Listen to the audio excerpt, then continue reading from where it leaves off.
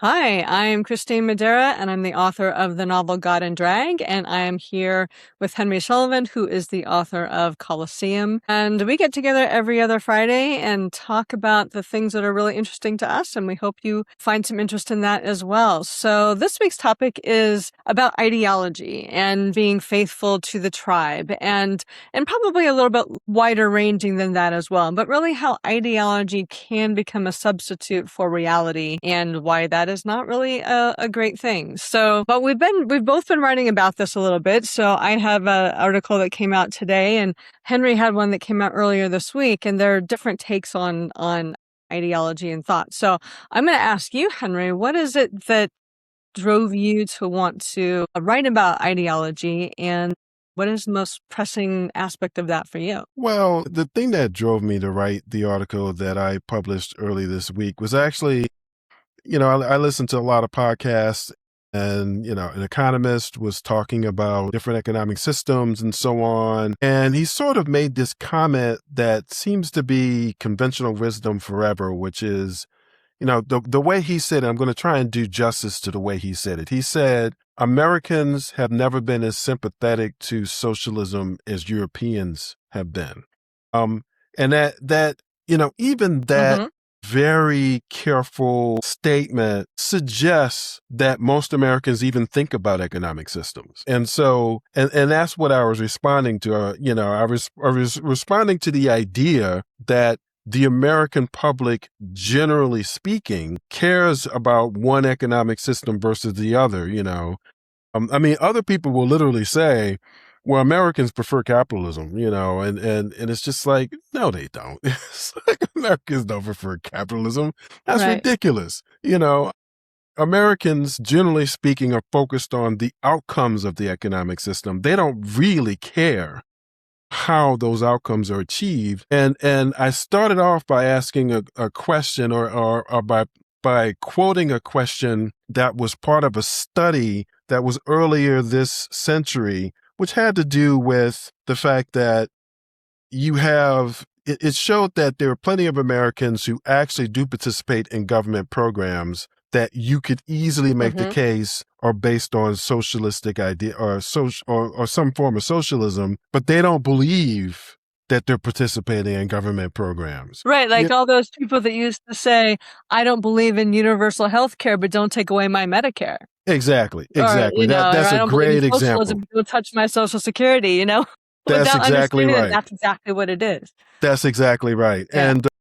And I mean, to give her credit, the woman who conducted this study, what she was arguing is that since Americans don't know about the programs that they participate in, it makes them hostile to the idea of social assistance and all this kind of stuff. I completely disagree with her, by the way. But I went on to make the point that the reason why I'm convinced that generally speaking, Americans don't care about one social system, economic system or another, is because those words are just labels for most people. And I intentionally Mhm. gave the contrast example of a bunch of words that are labels for me, which are a bunch of words Mhm. which are very common in sports, and Mhm. my point was, it's not that these words are a different language, they're English, and so in both cases, we can read the words. Most Americans know the word capitalism, socialism, constitution, democracy, autocracy. They know those words when they see them. My point is they have as much meaning for most people as the list of words that I presented, which are all from sports. And for me, the reason I don't really know much about those words are just labels for me is because I don't care about sports. So why would the words mean anything? Right, right. And Yeah. I really do believe that that's the situation that a lot of Americans in, or they really don't care about these things. And so the words literally don't mean anything to them. As a matter of fact, I was just watching a video from a podcast earlier today. And this woman was saying she's been in politics for 20 years, I think. And she was saying, Americans don't have ideologies, they have problems. And that's another way of saying exactly the same thing, which is people Yeah. don't really think about the ideology. What they think about is what's bothering them at the moment, and she even kind of ended it with, and they want to think about this stuff as little as possible, which I also think is true. Well, I agree with that. Yeah. And so that was the point. That was the point of my article, you know. All right. Well, and I do think I differ with you a little bit in that I think that we have been conditioned to think that capitalism is always until fairly recently, like the capitalism is like the only system that works for us, that is something we can rely on, it's something we've built everything on, it's very American, blah blah blah blah blah, and that we have a lot of baggage around socialism, communism, and some other things, and throwbacks to other times. Socialism and communism are kind of throwbacks to the Soviets and things like that. So, most people, when they think about a socialist system, are thinking about the government over control and controlling the markets and all of these kinds of things that did not turn out all that well. And so that's sort of part of our historical memory. And we don't really have we have models of socialism that people like democratic socialism. So like the European style socialism or Scandinavian style socialism, where you've got functioning economies that are basically capitalist economies, but a very wide social net. And so now, that term's been used as like, what do they call it? Democratic socialists. And now that's being vilified as, all kinds of stuff. So I think we just follow we're conditioned for the ideology of capitalism, and we haven't quite given that up. And we haven't quite warmed to other ideological ideas, but you're correct that they are all about solving problems. Because if you look at our society, we have a lot of social programs, although they are diminishing in many ways. But when I was talking about ideology, so for me, I was framing it, there's a couple of layers of ideology for me. So you're back in the no light again, just so you know. Yeah, that's what I'm trying to solve that A little problem. better light. Okay, that's better. Now I can see your pretty face. Okay, so for me, look, we had talked before about the inner landscape. And part of the inner landscape that everybody has is their mental models of the world. And a lot of that is built on what was going on growing up, like the model that they grew up in, and then ways that model was enforced or challenged as they grew up, and then ways that they either thought about it or didn't think about it. Some people just continue to live that model, and some people, challenge their model and create other ideas, and how those become our reality set points. And that we keep approaching reality from these particular orientations until we challenge them or change them. So that's one level of ideology or mental models or reality that gets perpetuated or that we hold in place in our minds, and we try to get everything to fit into that.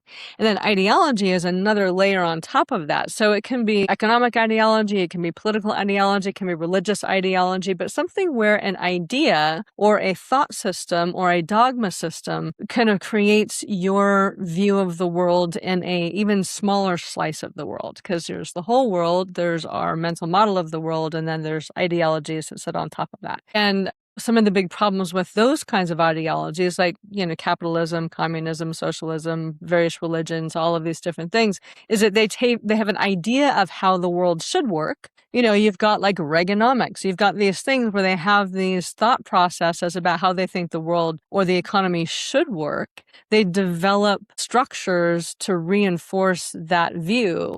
And then they pretend that is reality, even when, like, say, Reaganomics and things like that have obviously never worked. But we keep going back to that same ideology as if it was the truth, as if it was reality. And when it becomes a substitute for reality itself, then we're kind of off in this kind of crazy little micro world that makes no sense and that doesn't have any connection with anybody else's micro world. And that's kind of where we are in a lot of ways right now, is that different groups of people are creating these different micro realities and trying to pass them off as reality. And if you're caught up in one of those, then you kind of adopt that as your own sense of reality, and it becomes this self-referencing idea that you continue to come back to. And I'll use the word religion because I know that's one big theme in my family, that when you use religion or your particular religion to demonstrate the truth of your religion,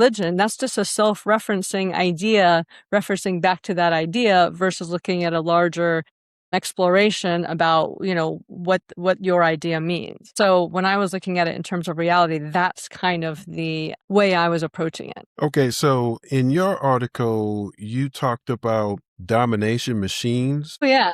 Yeah. So right now, I did that in terms of like all the major, and I brought it down to capitalism, socialism, and communism, kind of the big economic things. They could Mhm. also be democracy versus, whatever might be out there. But the game on all of these, as they have been played, is basically different iterations of the domination game. They are all ways to dominate and control from the top down, with a small group of people doing the control and reaping most of the benefits, and the large group of people, kind of being at the mercy of this ideological or alternate reality system. So if you read any of my articles, I come back to the domination game a lot, because that right now, to me, if we can break the hold of the domination game, we can reimagine how we operate. If we just change the label of the domination game, we're just doing the same thing over and over and over again with a new label.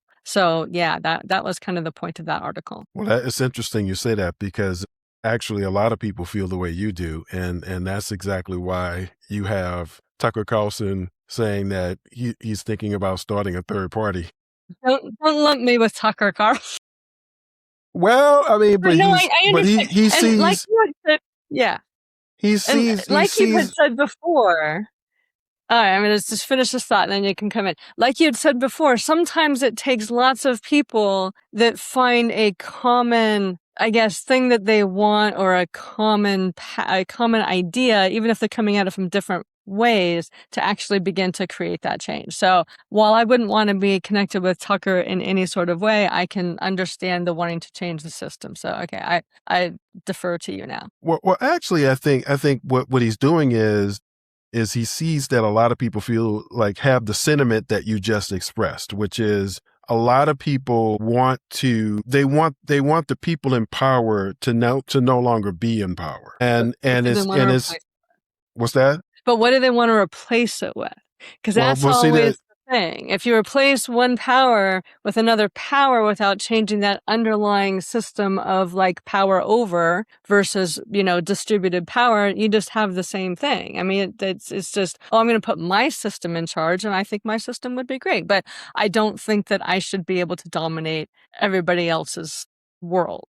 So that's the other half of that I think is the challenge, because until we break down that idea that we need to impose a system on people and have this domination thing, we're not going to escape that just because we don't like the particular people who are in charge now, from whatever viewpoint you are looking at that. Well, I do agree that there are some movements are all about imposing your group's preferences on other people. Hmm. But to the question that you asked, though, what do you want to replace it with? There is no general consensus in terms of what people want to replace the current regime with.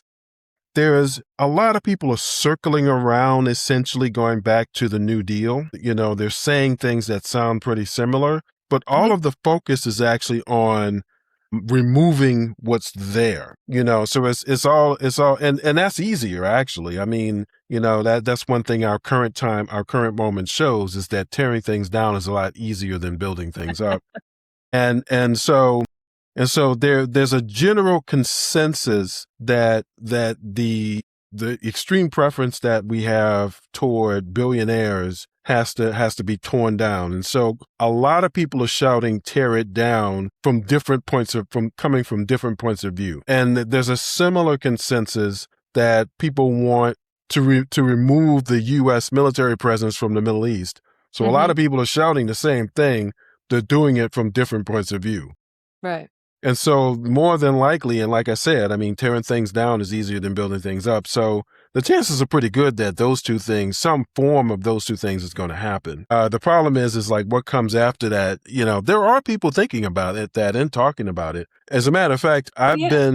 Yeah. I've been struck this week in particular that people who are very focused on civil society and, common good and prosperity have been much more optimistic Hmm. than they have in the past, up to this point.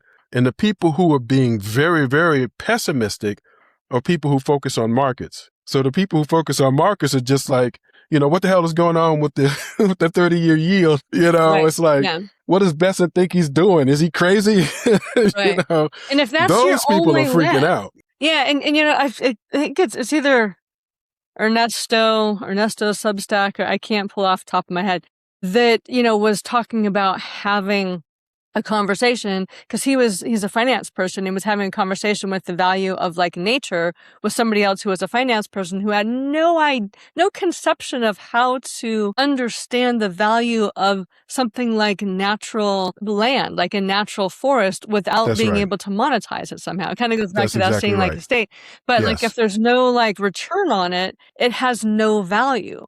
that's right. And I think that is when you look at the world from that purely economic viewpoint and financialized viewpoint, there is, it's a lot of bad news. But if you look at a lot of the things that are happening where nature is getting rights, I mean, gosh, that's a pretty big one. And in not here, but in other places, there is a lot of things coming up that do offer hope. But the big question is what comes next. And when I was writing about that in this week's article, I talked about how we have the opportunity to do something completely new. We don't have to fall back on old models. We can use different aspects of different models, but that we have things like we can all talk to each other now. Because we've got, sometimes it gets shut down, but we have ways for people to organize, to talk with each other, to participate in decision making, not even just locally or regionally or nationally, but internationally.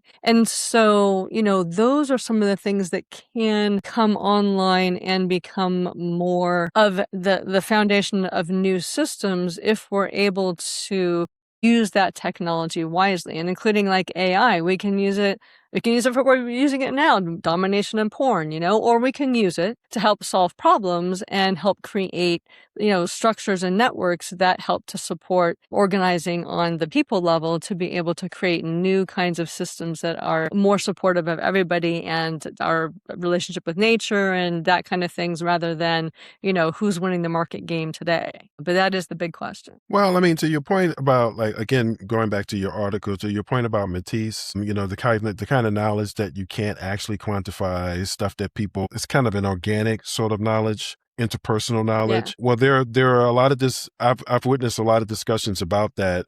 And they're specifically talking about what people are learning from the Minnesota example, because of course, because of all of the things that happened in Minnesota around the time that Renee Good and Alex Preddy were murdered, people have gone there and talked to people, and what they're coming away with is, one, the people there are saying, look, we had these structures, these social connections before Hmm. ICE came here this year. So that was already there. We've Hmm. had this for a couple of years for a number of reasons. And so you don't want to wait until you have a catastrophe, or you're dealing with something like ICE snatching people off of your streets Hmm.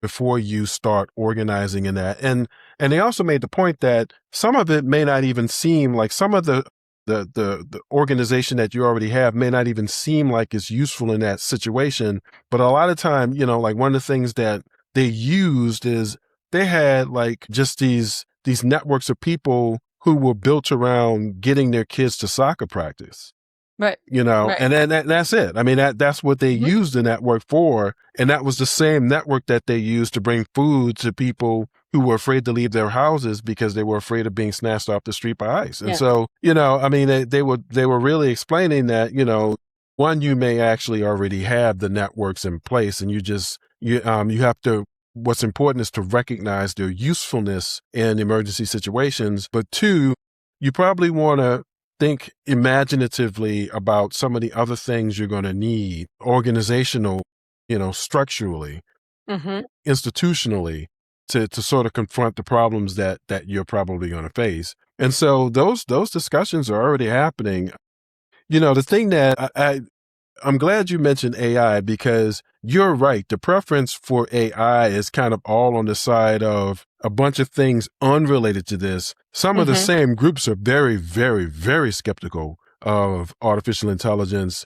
Yeah, because we're using it in crazy ways. Let's just set it Well, free and see what it can do versus, what do we want to use it for and use it well, I mean, responsibly and not that it doesn't have to necessarily be about a $2 trillion, IPO. well, but I guess this kind of goes to, people seem to know that the companies that are pushing AI were basically selling the idea that they were going to eliminate jobs. People Mm-hmm. seem to know that. Yeah. As much as people don't pay attention to the news, they seem to know that. And then on top of that, like, we hear about the opposition to data centers, but I've only seen one video where they showed what a data center is actually like. They turned on the camera and they were Mm-hmm. like, and they had to yell into the microphone, "This is what it's like to live near a data center." Those things are Wow. Yeah. extremely loud. Yeah. So it's not like, we're not like, I mean, just the construction of it is very noticeable, is very invasive, is very disruptive. And the reason why it seems is bipartisan, it seems to me, is like, again, this same video, I'm pretty sure they showed like the people who are opposed to it and like where they live. And so Mm-hmm. like there was this one guy, could have easily been a Trump supporter, but this guy was sitting on his porch and he kind of waved his hand at like this huge field. And he was just like, they want to tear all this down. And like, it's just the idea of all of this land and greenery that's there now. And basically what the people who live there are faced with is Yeah. all of that being torn down. Then you can understand how all of a sudden it doesn't really matter who your political who you prefer in office. It's like, wait a second, no, you're not going to tear all that stuff down. And I think those two things, just the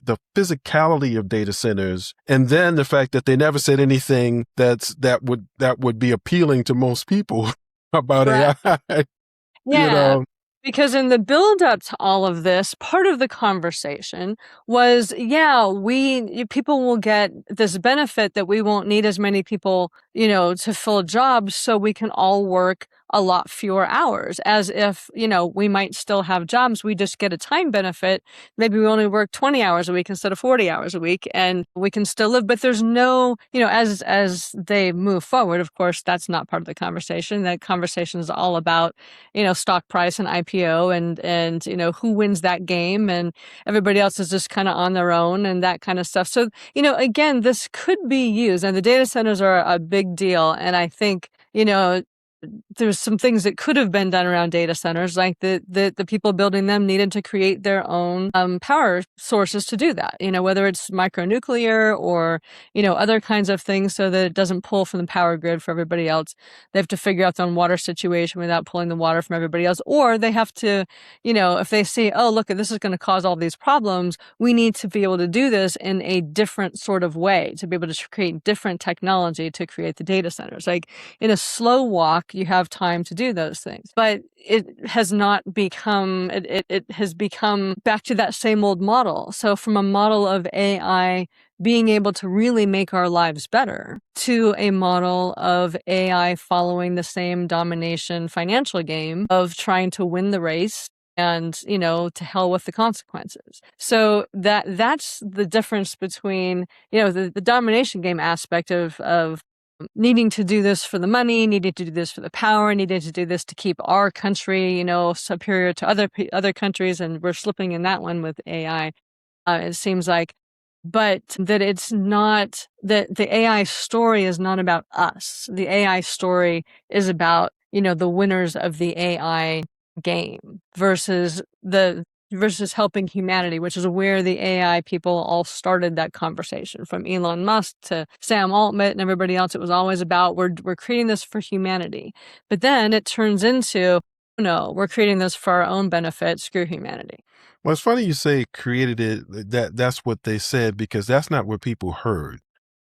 I mean, That's I not what their haven't. actions said. I mean, they said it. People might have heard it, but none of their actions ever aligned with that. So that's why there was a promise that was not kept from the very beginning, but that was the talking point.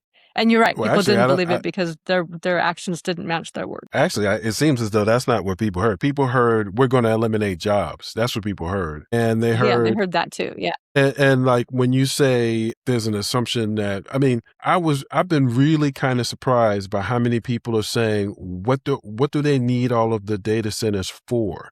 And Hmm. people are connecting it to flock cameras because they're thinking they don't need this for books to digitize books. You know, that you No, don't and need that much. You don't yeah, need that much compute power for that. What you need compute power for is surveillance. yeah, You know? absolutely. And And that's I mean, it just seems as though people, generally speaking, seem to have gotten nothing but negative messages mhm. from this whole, build out. And so I mean, in a way, that's kind of good news that, like, not only are they waking up, they were never fooled to begin with, it seems to me, which is pretty cool.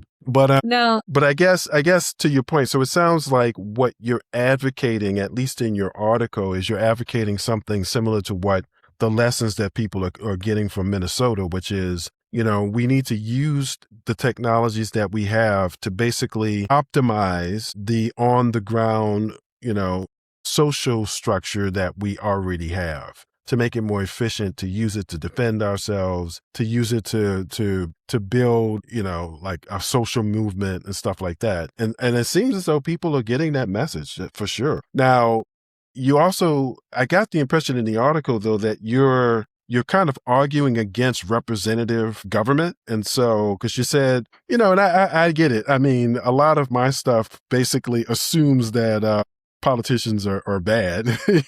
So well, so it's the I mean, same that's just thing. the way it sounded throughout, Well, that your view of politicians is actually generally pretty negative. my view, because politics is still right now the domination game. It's they're all in people's different people's pockets. They're not really representing us. They're representing an ideology, or they're representing whoever gives them the most money, or whatever that happens to be. But they're not really representing the people, and it doesn't really matter who's in control. That's what that is. Because I remember, so I've been like every political party. I was raised Republican. I switched to Democrat when Clinton was in, and I stayed that way through part of the Obama administration. And then I left, and I left because there was a vote that came up and this was the Democrats were entirely in charge. And it was, I can't remember the name of the bill, but it was basically one of those, what is it? The package that was passed after 9/11 that was basically took us from non-surveillance society to surveillance society, and on like out in the open. And I thought, and so many Democrats were against it at that time. And yet, when it came time to re-up it, they all voted for it, or many of them voted for it. And I thought, okay, y'all are the same. Like, it's all still about consolidating that power. It is not about representing people. It is about preserving, the bureaucracy. So that's what part of what that is that it doesn't really represent us. I think we have other options now because, our particular representative democracy came to being when everything traveled by horse. So then we went from horse to, railroad to telegram to now we have digital stuff. So we can participate in real time in mass in ways that we couldn't before. So I'm just thinking that needs a rethink about how we do that. And to your point about using technology to be like something that we do for organizing, that's one step in it. But the way that me and my vision works on this thing, I still kind of go back to that YA series that I'm still developing in my head, and the world that I have there, which is a world of distributed networks where you use the technology that we have now, like, the internet style technology, not our current internet, because that's a mess,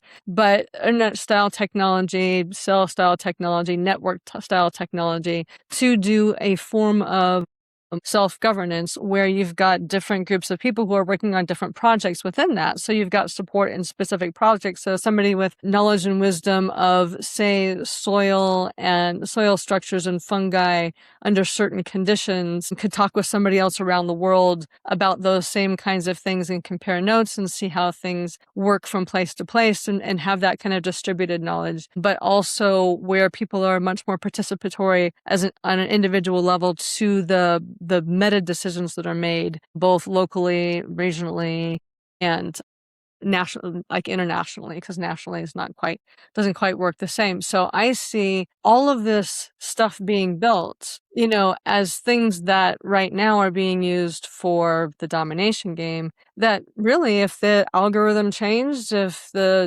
our way of utilizing those things changed, we could do amazing things in terms of creating more, self-governance and equality and equity and that kind of stuff. So I just see it's all being built, and it doesn't necessarily have to remain being used for the same things it's being used for. Okay. Okay. I mean, I don't know. This is my fantasy world, right?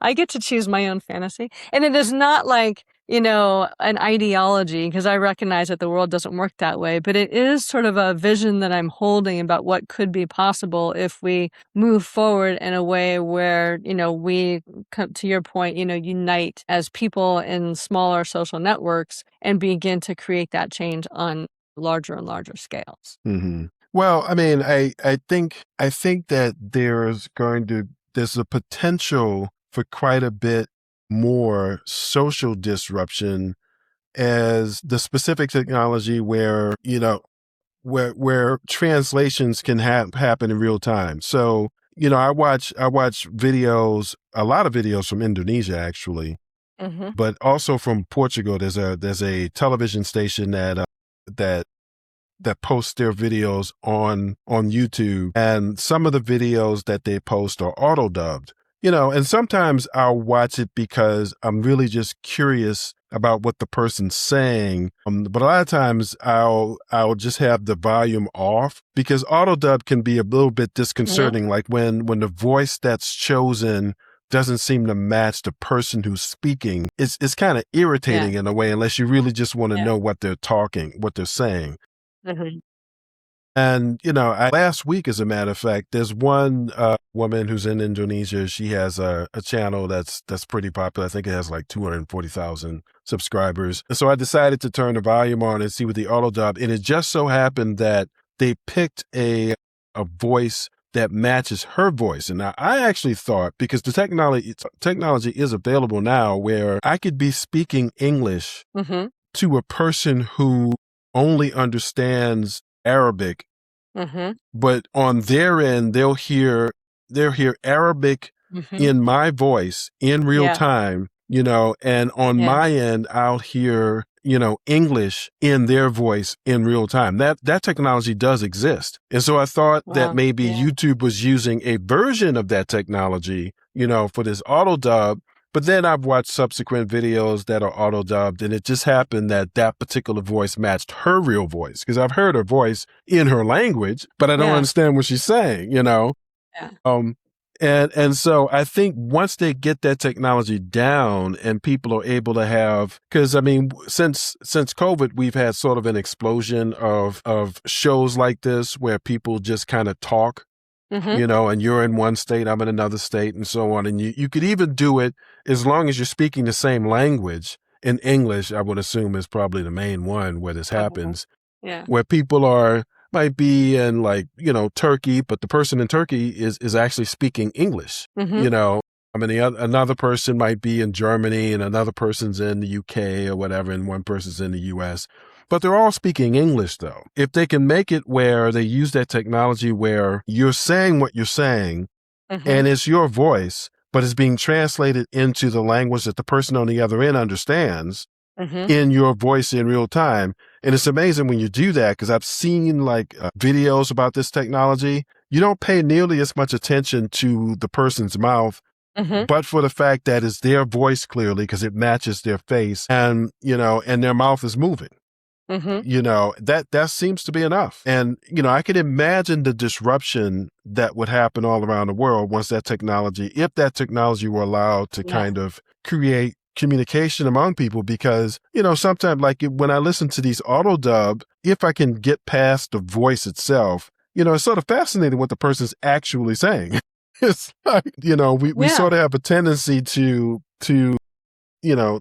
project our assumptions of what they're saying onto them, and then once you understand what they're actually saying, you're just like, oh, well, that actually fits her body language. It fits the fact that she's there. You get a much more, like, all of a sudden you're able to sort of put that understanding of her actual words into context of everything else that you're looking at, and it just creates a whole nother picture that you didn't have before. And I Yeah. think that would be an interesting, in fact, when I thought the technology, I thought Riverside actually had that type of technology. And I was going to send an email to this woman in Brazil who has the same sort of thing and I've Mhm. actually been to Brazil. So Yeah. I thought that would help a little bit. But it is interesting how people are trying to expand their projection to the world by Hmm. actually speaking, even though they know that, like, most, a big chunk of their audience doesn't actually understand their language.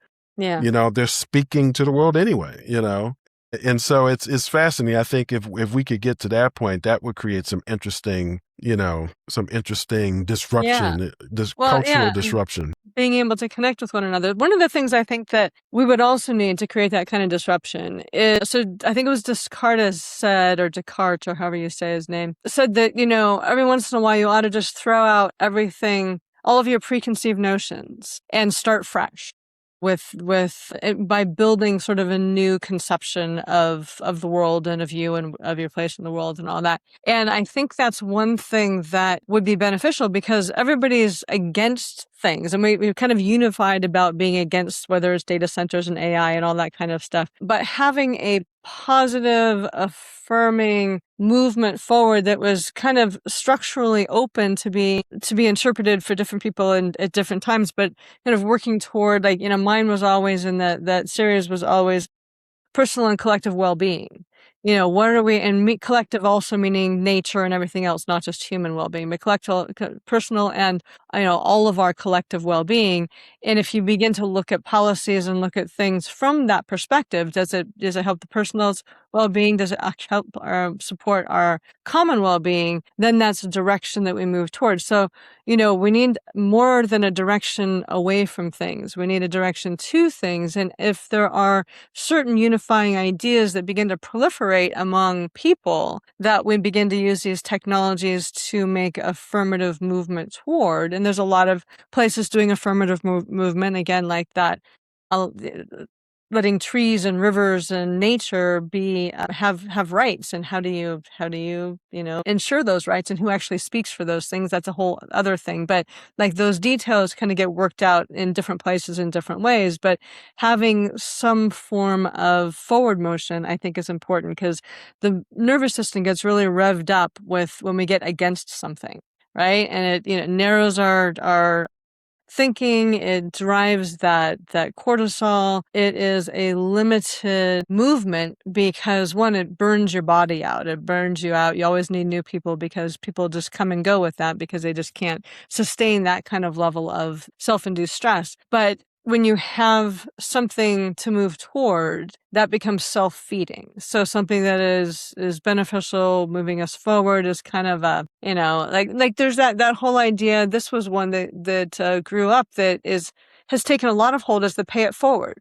Mhm. In the beginning, like, that was a whole big paradigm shift, that, like, you help somebody without expecting something in return, but then, that person goes and helps somebody else, and if we all just pay it forward, people get what they need when they need it. And, like, if you're paying for this woman's groceries because she doesn't have enough money, and then somebody else, pays for something for you, or does something else for you, that you just kind of keep paying it forward, and that's how we take care of each other. And that was a real paradigm shift. And so that kind of affirmative forward motion taken to a larger network that begins to drive our decisions and our connections and our policies and how we treat one another, I think can make a huge difference in how we use the technologies that are emerging that should be available to us, even if the companies that have developed those technologies aren't necessarily the ones who maintain control over them. Well, I mean, I understand what you're saying about paying it forward. And I think there is,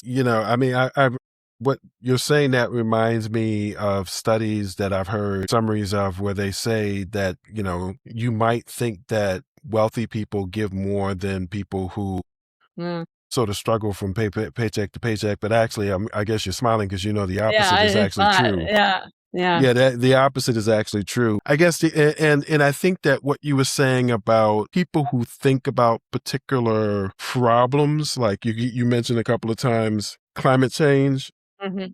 and this could, I mean, so at this point, you can be in a privileged position where your employment is based on trying to solve the climate crisis, and it's possible for you to your employer, whoever that person is, to send you to conferences around the world and all this kind of stuff. But you're right that there are plenty of people who were just concerned about, weather patterns and so on and so forth. And if you create an opportunity for them to talk across borders, then that's one more thing that people would do. I agree with that. Although I have a funny feeling that the technology that I mentioned earlier, what it would probably foster is a whole lot of mundane conversation, like, "Oh, you really like the color blue? Yeah, me too." I think Yeah, it's maybe like, so. and I really like this kind of shoes, and Well, you're gonna get that too, I imagine. And there are a lot of people who are doing basically like just personal motivation based research. So people who love clouds, people who like to watch weather patterns, people who like to watch different things. And there was one it's a story that a lot of people who were doing their own weather watching were reporting to these different weather stations so they could, and this was just people doing it on their own time because they like to do it. People who like astronomy, they find planets and comets and different things all the time. Like, right. people do this for fun and then they have their communities and they talk and stuff like that. But I remember this one story, and it's been a long time, so I can't remember the full details.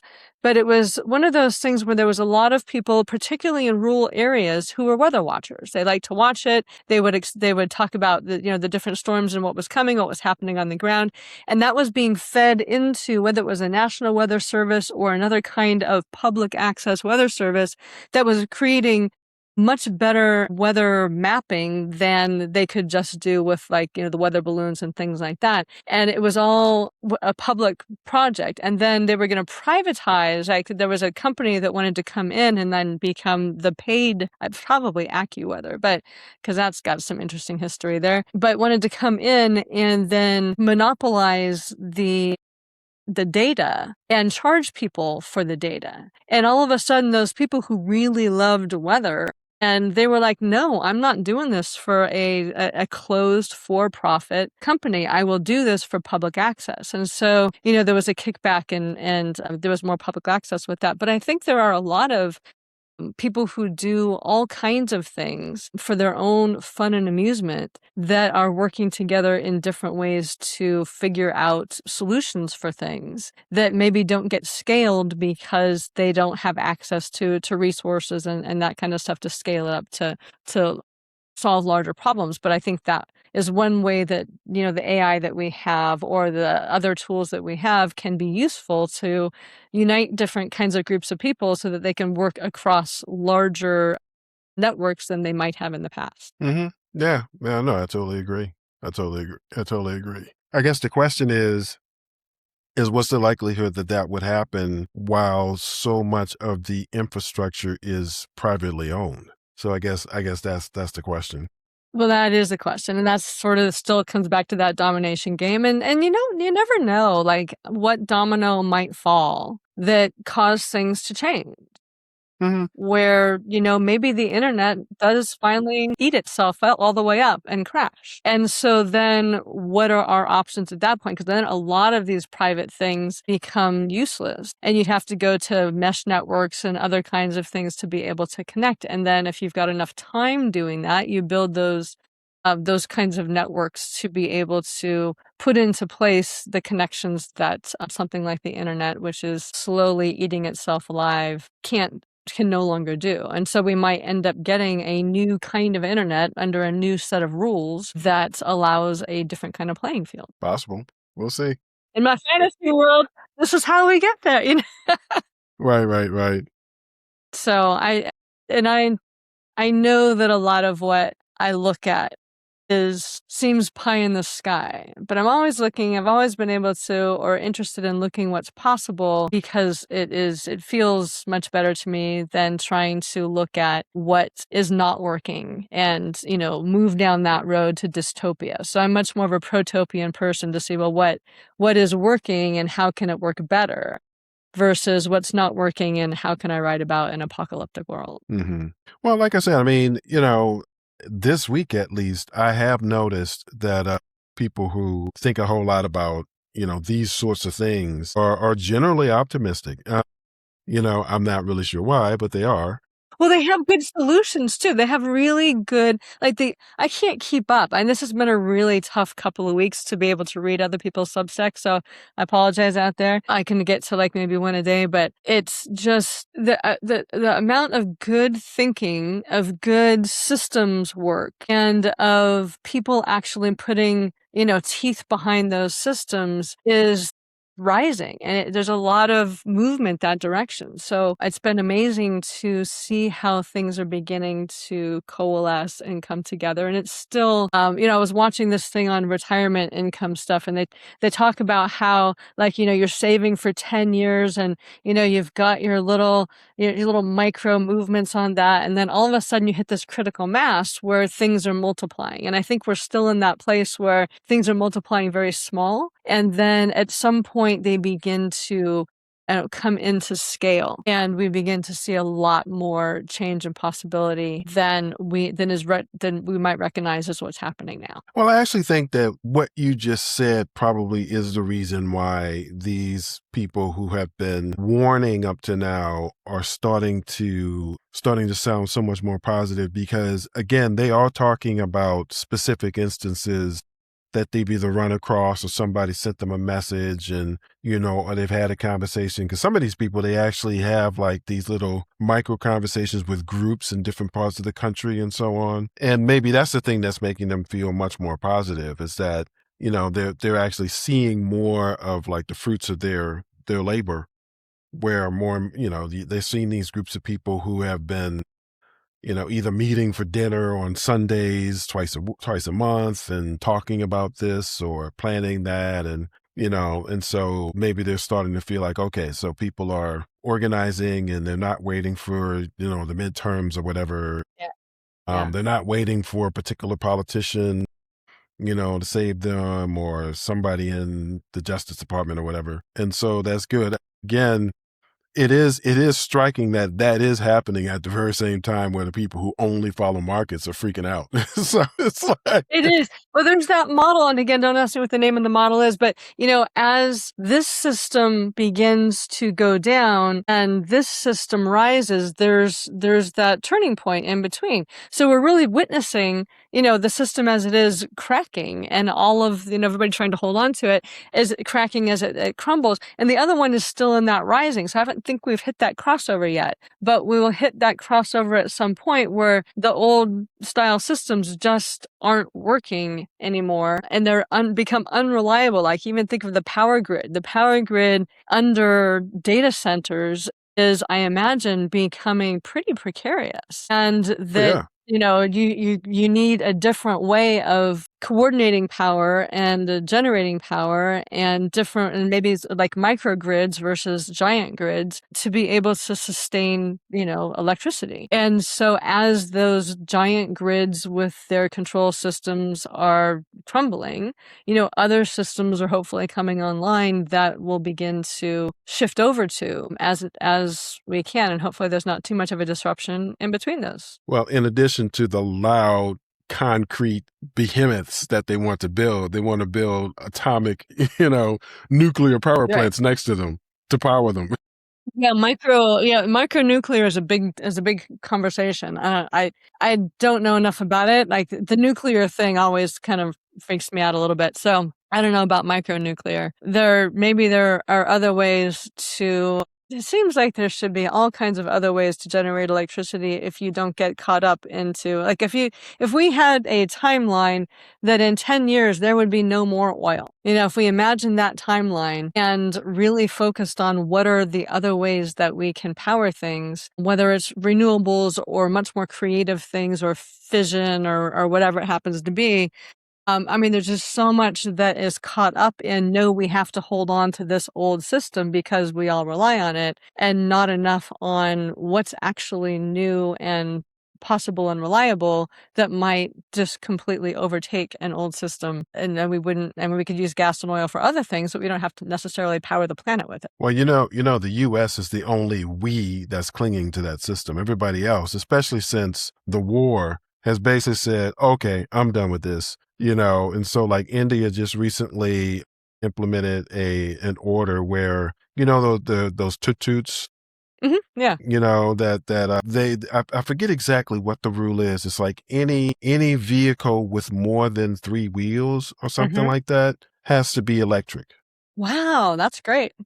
India, if you think about it, India, but I think part of it is, since they share a border with China, there are a whole bunch of people on the close to the China side who kind of got tired of losing power and all that kind of stuff. And so they literally just went over the border, bought solar panels, brought them back to their houses, And so there's like all these solar panels in that part of India, and people now have power, sustainable power. So, yeah. So it seems as though this, the rest of the world has basically gotten tired of this nonsense of this dependency on a commodity that causes so much disruption in the world. Yeah. And so it seems as though everybody else is moving on, but it's funny because Trump is meeting Xi Jinping in September. And it would not surprise me at all if after that meeting, we basically opened the United States to Chinese EVs. You think? That would not surprise me at all. And it would be fascinating to see the drill people, dealing with all of these, because I don't know if you've seen any videos of the new crop of Chinese electric vehicles. God, they're amazing. Yes. They're amazing. Like, in other words, it's not about the fact that they're EVs. It's the fact that they're really nice cars. So, yeah. Well, and I think because I've been watching that, and because one of the limitations of these things are the rare earth minerals, but somebody, I think it was the Japanese, but don't quote me on that, came up with an alternate way of running, the renewables, the batteries, all the stuff that rely on the rare earth minerals with things that didn't need to be mined from asteroids and, didn't disrupt the land to be mined. And it was a technology I couldn't really get it, but it was something that seemed like it could scale up pretty well once it had, proof of concept, and that it was really close to proof of concept. And so that would actually really assist the movement to electric vehicles, because one of the constraints are, one, that the batteries run on rare earth minerals or need so many rare earth minerals. And also just that for us, the grid being able to power that many electric vehicles. But if we open the market to electric vehicles, we would have to figure out how to, generate more electricity, whether it's locally, with solar panels and things like that for electric cars, or in some other way, really supplement the oil and gas industry and create smaller, more reliable grid systems to be able to run things, because I just don't see that we have the infrastructure for that in multiple ways. Well, I mean, but that's part of the reason why it wouldn't surprise me if he did it, because he's been saying that he doesn't care about the gas prices, and so and when we only have 2 weeks on the U.S. strategic reserves. We only have 2 weeks left. Yeah, I've been wondering when that shock's going to hit. Well, so if I wake up every morning surprised that 100,000 people haven't been annihilated by a nuclear weapon, and shocked that the global economy is not in depression, and I just think, okay, maybe we can. I know. I just filled my cars up and I was like, okay, so, I'm full for now. Right, exactly. Let's see what happens. I get down a quarter of a tank and I fill back up because I don't know. And we've got hybrids, so they get longer. They get, we can weather usually at least a month of, because we don't drive lots, but weather a month of, gas prices going up and down. But at some point you have to fill back up. So can you imagine what would happen? Can you imagine what would happen if prices shot up to $12 a gallon and we started importing Chinese EVs and we let them build out our electric, like the system to power those EVs and everything? If we did both things at the same time, it would be amazing. Because like I said, I mean, a lot of the drill baby drill people would be shocked that Chinese EVs are actually very nice cars. They're very nice. So it wouldn't be one of those things where you're driving a car you don't like. You're actually driving a car you love for a really good price. It would destroy the U.S. auto market, but I mean, it would probably turn the economy around. Yeah. But that wouldn't be the first time that's one of those paradigm shift things. It's one of those things that, we're all think we need to do oil and gas because we've been, trained that way. And then if all of a sudden, electricity was plentiful and it was cheap, and just like gas was 55 years ago or 60 years ago, I guess no longer than that, because that would have been the 70s. So back in the 50s, when gas was cheap and cars were gas guzzling, and everybody was like, there's no problem with gas prices. But if that did suddenly shift, it would be really interesting. That can be really disruptive, and I wouldn't want $12 diesel, and that would really complicate the agricultural situation. So hopefully there's different things for different things, but I think there's electric tractors and there's more and more electric trucks and all that kind of stuff coming out as well. So that could be. I mean, this whole thing, I've been thinking that, the whole Trump administration could be the fastest way to get from gas-powered vehicles to electric-powered vehicles. That's because, it's basically falling apart. That's right. Well, I mean, that's true. That's true everywhere else but the U.S. But yeah, that's exactly right. So, I mean, and just the implications are amazing, because I watched a video of Alberta's referendum to become a sovereign state and all this stuff. Really? Okay. Yeah. Well, they've been talking about that. It's just interesting hearing people there. Like this one lady was saying, I love Canada, but I just want our sovereignty. I mean, again, the whole, I don't believe in universal health care, but I don't touch my, my Medicare kind of thing. Yeah. So it would change politics in so many ways if we could move off of the dependency from oil. It would just change so many things. But, like I said, it wouldn't surprise me. It really wouldn't. Because again, if you want to talk about somebody who isn't ideological or idealistic, that's one thing you cannot say about Donald Trump. He is not idealistic. That's for sure. So, all right, well. No. But he does have a definite worldview. That's true. He has a worldview, but he doesn't have an ideology. That's right. Right, but his whole worldview is we need to be back to the 1950s as he imagines it. That's and that everything needs to support him. I mean, it's a pretty simple. Pretty simple. That's true. That is true. And I mean, I guess the last thing I will say, because I've mentioned them a couple of times, all of these market guys, a lot of them will say that they voted for Trump, and now they're really, really angry because they're just they just do not understand. They're like, I can't believe this. You've ruined this, for me, and ruined that for me, and blah, blah, blah. So, if they let in Chinese EVs, I mean, that's a whole other new tearing apart of coalitions. It would be really it would be very disruptive in some interesting ways. Yeah, that's true. But I mean, we'll see. I don't know.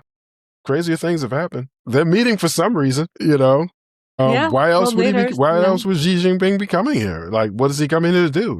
It's not like he loves America. Well, I can imagine there's some screws that can be tightened with him coming here. That's true. That's true. But like I said, I mean, don't be surprised if by the end of the year we're importing Chinese EVs and like those stations. They have these stations where you drive the car up and like they take the battery out the bottom and they just put a new battery in, and it takes Yeah, like, that's an amazing less technology. than 3 minutes. And Yeah. it looks very much like a Jiffy Lube. Have you ever been to Jiffy Lube I've or seen them, yeah, I know, Wolverine yeah, or, yeah. because the last time I went to one, it was sort of like, wait a second, so drive up, and I'm like, where are the guys? And they're below the car. It was the same sort of thing, except, it's all mechanical, it's all automated. So yeah, we'll see. All right, well, We'll see. we sort of veered into a lot of different interesting topics. We did. We didn't have any comments, so we needed to. Oh, we're already past time. I No, guess we did. no, Okay. I don't see any comments. I finally have the thing up and no Anna Casper, so All right. maybe next Very time. good. Okay, next time, and we'll have a whole new topic then. Yep. See you, everybody.